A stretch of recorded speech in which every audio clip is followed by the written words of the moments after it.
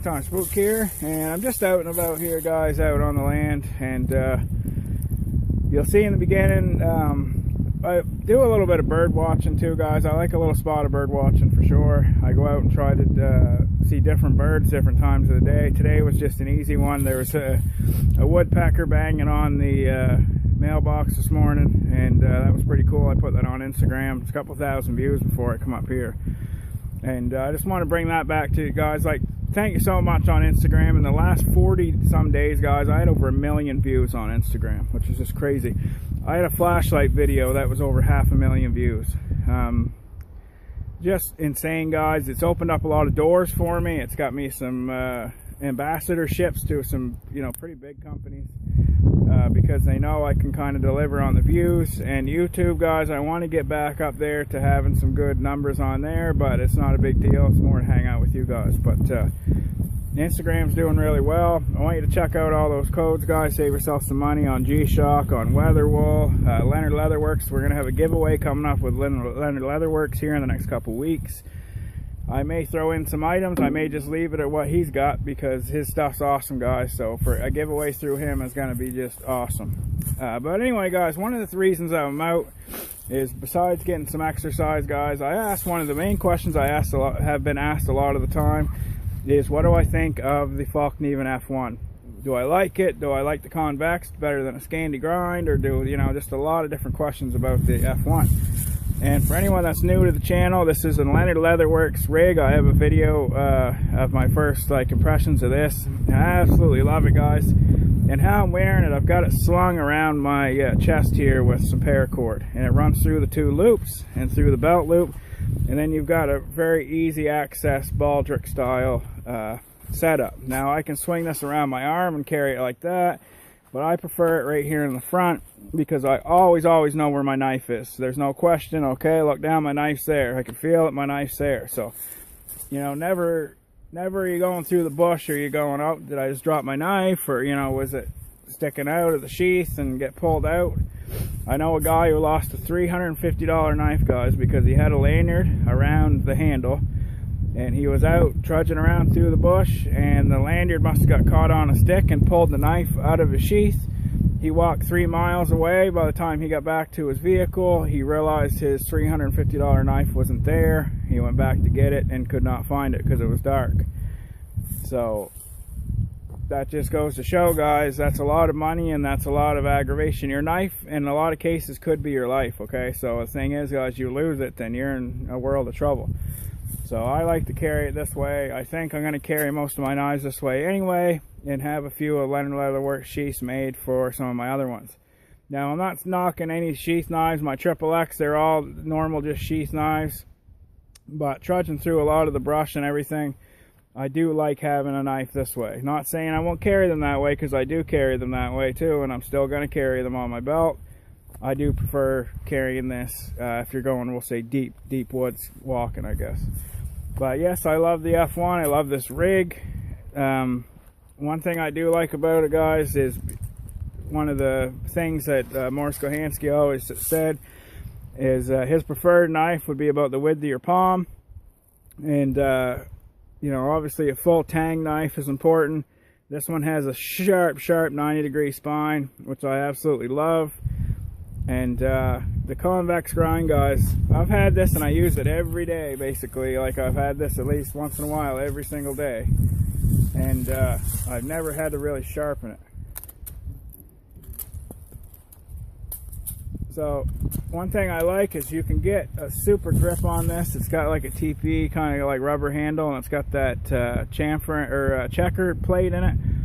It's got that exposed pommel for breaking things. And what the design of this knife is from, or what this knife is designed for, is for pilots and flying the Griffin fighter jet. So if they ejected, they had a good tool, either A, fight in combat, or B, survival. It's mostly for survival, because if they, if anything happened, they're going to eject. They're probably going to have to get a fire going. They may need to cut their straps off. That was a big deal. So there's things like that they need the knife for. So Swedish survival knife. If it's good enough for the good guys at the Swedish military, then it's good enough for Spook for sure. But I love that convex. It does beautiful cuts. You can get in and dig a lot, cut big chunks of things. But if you need to just get in and do fine stuff, guys, you have a lot of control of this. So I mean, you can get in and do feathers, easy enough without having a problem with the feather sticks. You can baton with it. It's rugged enough you could baton, but to me, guys, I'm not going to baton the knife barely ever unless it's just small, little kindling to get fires going. Because I like to have my tomahawk, or at least a folding saw, just things like that. So great knife. I'm gonna go over here and have a coffee, guys, but that's just my little explanation of a few things I like. The convex doesn't dull easy at all. It stays super sharp. Awesome 90-degree spine, awesome length, like size wise, awesome grip, and just very, very well made. And I think this, I'm gonna put a link to the description of bushcraftcanada.com where I got this knife as a sent over to test out and to let you guys know about it, because it's like the base model Fallkniven, and it's immaculate, guys. Paul will hook you up. Get a hold of Paul, tell him Spook sent you, and get a knife that'll last your whole life. You can actually even get these Leonard Leatherwork sheaths over there. So bear with me, guys. We'll go over and get a coffee going and have another little chit chat for a minute.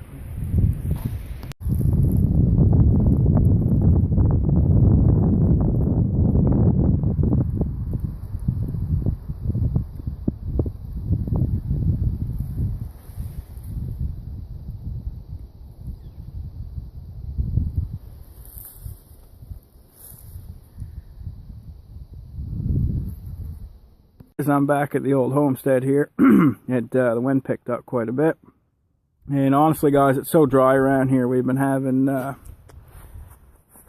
a whole bunch of there's been grass fires anyway, like a son of a gun. So I wasn't going to get a fire going today anyway. I brought my own coffee with me and some water out for my walk. But I wanted to show you another thing that I really like about the F1. Now 9 times out of 10 I'm going to have Speedy Sharp on a ferrocerium rod, so I can scrape fat wood and strike the ferro rod that way. Just the way I kind of have been doing it and prefer. But the F1 also is very good at processing things like fat wood, and very good at striking a ferrocerium rod. So that's what I was going to show you. Another reason why I like it.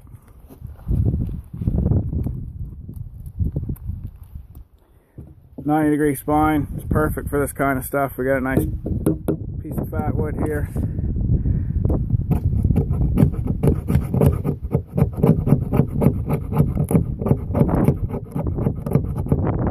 So this scrapes very, very good. Very strong 90-degree spine.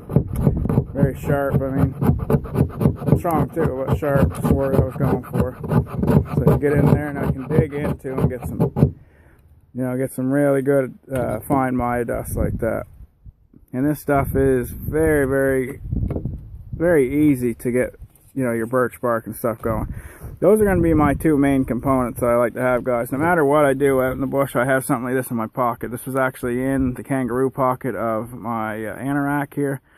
And I always have a piece of this with me out in the bush no matter what, because I can find other things to add with this. And I also usually have birch bark, so I have this and birch bark. I'm pretty well set. So take out the Uberluten ferro rod here on the rig, and I'll show you the 90-degree spine. Now a lot of the time I'll take my thumb and I'll run it across here to clean up some of the resin off of the fat wood, because sometimes it will actually, it doesn't really impede it, but I just always do that, guys. So you can get in there and I can do it different ways. I can strike down on it, but a lot of the time I can just pull up and hold the knife steady.